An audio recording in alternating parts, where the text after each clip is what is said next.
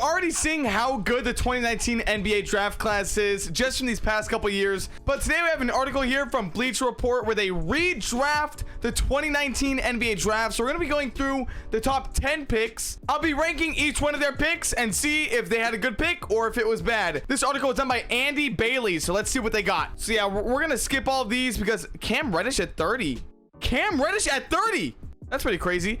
Maybe we'll just like quickly scroll through these. 25 to 21. Kobe White at 25. That's crazy. Kevin Porter Jr. at 23. This might be a crazy list. 20 through 16. Okay. 15 through 11. We're getting to the good stuff here. All right, we are now at the top 10. This is the main point of the video. I kind of skipped everything else. As you saw, we quickly went through it. The top 10 is where the juicy stuff is, okay? That's where the all-stars are, maybe Hall of Famers. By the way, I did get a haircut. That's why my hair is way shorter. All right, at number 10, we have Matisse Thybulle, originally picked at the 20th spot here. For his career, Matisse Thybulle has averaged only 4.8 points and hit 32.4% on his 3 attempts. I will say Matisse Thybulle is a very solid player. I look at him more of a role player though than I do like a possible all-star. Maybe that's wrong, but I just see him as a very good role player and a solid part of a team, but nothing like all-star level or like Hall of Famer. 10th pick though, very solid. Crazy he went all the way down to 20. I'm gonna give this one a B. I feel like this is a pretty good spot for him, but I feel like a little bit lower is where I see him, but that's just me. All right, next up we have Cam Johnson at 9. Wow, I'm not even gonna lie to you. I totally forgot he was drafted at 11. Cam Johnson above Matisse Thybulle. Already, I'm a little bit skeptical about that. 3 years after mild outcry over Cameron Johnson going 11th in the original draft, now find himself 2 spots closer to the top. 26-year-old is closer to his prime than a lot of his peers. I mean, above Matisse Thybulle is kind of crazy. That's kind of crazy. Cameron, I'm giving this a C. I really love Cameron Johnson's game. I love how he plays. I love his whole game. But him being redrafted at 9 to me is kind of crazy. That's kind of crazy to me, but hey, he's doing good. He's doing good. He's a very good player though, and I hope he has a really good year next year because I really enjoy watching him, especially on the Suns. But yeah, I'm giving this one a C. All right, next up, Kelden Johnson at number 8. I feel like this next year is gonna be really good for Kelden Johnson, considering that he kind of has the keys now to the team after trading away DeJounte Murray. I'm very excited to see him play this year. I feel like it's gonna be really good to watch. He was a part of the Olympic team. Was that 2 years ago, the Olympic team? I think it's gonna be really good. I think this next up year is gonna be kind of like a little bit of a breakout year. I wouldn't say all-star level quite yet. Maybe, but that's a big jump. That's a really big jump. Originally picked at 29. That is wild, man. I really like this. At 8, I'm gonna give this a B. I think he fits really well here, and I think he's kind of a sleeper pick for sure. He's only 22 and he's putting up 17 points a game. That's crazy, man.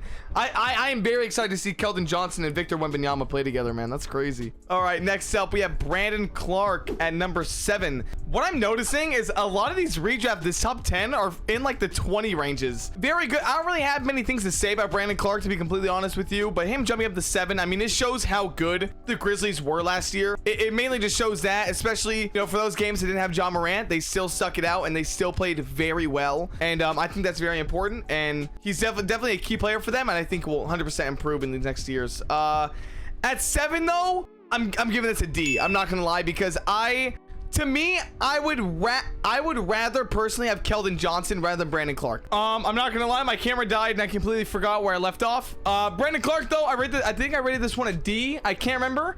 Next up, we have RJ Barrett, originally picked 3rd, dropping all the way down to 6th. I think this is the first time on this list we've seen someone go from a very high pick drop. RJ Barrett just signed, I'm pretty sure just signed an extension with the Knicks. For sure a top 10 player in the draft. I think this upcoming year is gonna be really good. I think 6 is a good spot for him though. I'm gonna give this honestly an A. I actually really like the spot. RJ Barrett at 6 is an A for me, okay?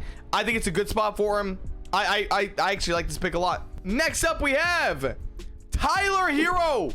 at number 5. Wow, this is actually kind of crazy just considering that Tyler Herro has a lot of potential, and I think that his ceiling's way higher than a lot of these other players here. Dude can score like crazy. Wow, average 5 rebounds. I actually had no clue he averaged 5 rebounds. Okay, I was just tripping because for some reason I remember obviously hearing his names in the Sixth Man of the Year award predictions, but I completely forgot that he actually won it. So Sixth Man of the Year winner already. Dude can score 5 rebounds, 4 assists. Dude can shoot from 3. I mean, he might need to be higher than 5. I'm gonna be honest, man. He's a good player. I'm giving this a B though. It is a jump from 13. I think he does deserve obviously to be in top 10. I'm giving this a B though. I feel like he should still be higher than that. Next up, Jordan Poole at 4. Wow, we're picking Jordan Poole over Tyler Herro. Do we want to have this debate here? Numbers of Tyler Herro and Jordan Poole are strikingly similar over the last 2 seasons. I think the only reason why Jordan Poole should be above Tyler Herro is because Jordan Poole helped win a championship. Originally picked 28th, jumping up to 4 in this redraft. Averaging 17 points is really good still. I do personally think though that if they didn't win the championship and if Jordan Poole wasn't on that Warriors team, Tyler Herro should be above Jordan Poole. But other than that, Jordan Poole definitely has a lot of good seasons in him. Very young, obviously, and I'm very excited to watch him grow. But I feel like he's not as high as people are saying. Okay, I'm saying it right now.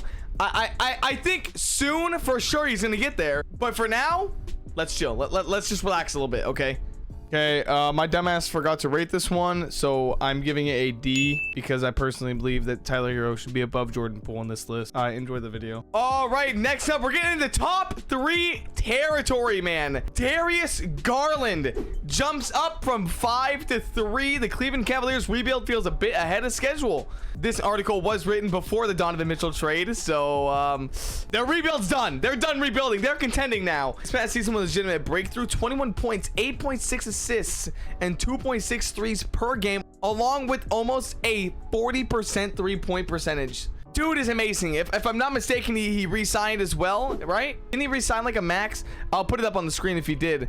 I'm sure you guys have heard every other basketball YouTuber, Twitter, Instagram, everyone talk about the Cleveland Cavaliers. This next year is gonna be one of the most fun teams to watch. I'm so excited. Their whole team is so good. So much young talent, new talent coming in. I mean, Evan Mobley, all-star season, hopefully. I mean, they're gonna be insane. So much fun to watch. And how many nationally televised games do they have? Now, I'm not going to start a whole rant, okay, but I am going to say it is actually insanely sad that the NBA only gives the Cavs 9 nationally televised games. I'm sure that that'll change throughout the season because of the Donovan Mitchell trade, but even before that, I feel like they have to be giving these young teams with new talent more games so people can start watching these young players and start becoming fans of them, you know, when they're super young and watch them grow in the league. But that's a completely different conversation. I'm not going to go there with that. This pick, Darius Garland, number 3. I love this pick, and I'm giving this an A. I actually really like this. I think this is a perfect spot for him because there's only 2 players left in the 2019 draft, and that is Zion Williamson and Ja Morant. Okay, and we see here that those 2 players, they're the last 2. If I had to guess, me personally, they're gonna have Zion at 2. I mean, it makes sense. It's the only thing that makes sense. They're gonna have Zion at 2. Let's see. Ja Morant at 2. Oh my god, wait, that is insane. There's a legitimate argument to have Ja Morant at the number 1 spot in this redraft. Wow, that is actually mind-blowing to me. Although I believe that Zion Williamson, when healthy, is a better player than Ja Morant has proven more, and I feel like that is what matters most in something like a redraft. Dude finished top 10 in MVP voting, and you're putting Zion above him? I understand his season was good, but Zion has proved himself. Wow, that is crazy. All this just makes me so much more excited to see Zion Williamson play again this next year. I mean, he's one of the best players out that we unfortunately haven't been able to watch in a minute because he's been injured. Let's see, 2019, that's 3 years. We got 3 years of a healthy Ja Morant. Okay, we got to see Ja Morant play. Yeah, he may have had a little injury here and there, but a healthy Ja Morant nonetheless. If we got to see 3 years of a healthy Zion Williamson, I 100% would agree he should be number 1. I don't even have to see it. I don't have to predict. he would be number one in this. But unfortunately, we just haven't seen that. And that's why I personally believe that as of now, Ja Morant is above Zion in the redraft. But hey, man, we'll see after this next year. Zion could change it all, man. I must fucking suck at ranking things because once again, I forget to rank the top 2 picks in this. I give Ja Morant being number 2. I give that D. I think that is kind of messed up. I obviously believe that he should be number 1. And Zion being number 1, I give that a D as well. I feel like he should be number 2. I feel like they should literally just swap places. All right, thank you guys. Thank you guys for watching. I hope you guys all enjoyed the video. We are slowly getting to the NBA season where I have a lot of really good content ideas and content planned for the year. I'm very excited, but for now we're going to continue the off-season content as we push through and get towards the season. If you guys enjoyed, be sure to like and subscribe. Helps out a lot more than you think. And who would be number 1 in your guys' redraft of the 2019 NBA draft? Let me know down in the comments below. I'll see you guys next video. Later.